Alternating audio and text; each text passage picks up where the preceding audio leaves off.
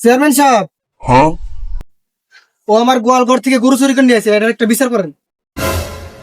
কিরে কেলে ঘোড়াটা কি সত্যি? চেয়ারম্যান সাহেব, আমি আজ গেলে মানুষের থালা বাসন চুরি করছি। এই গরু, এত বড় গরু আমি জীবনে চুরি করিনি।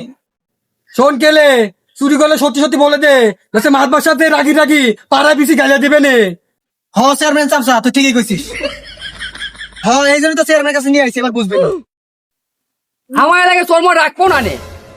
চেয়ারম্যান সাহেব, আজকে কতক্ষণ থুতু সিটে।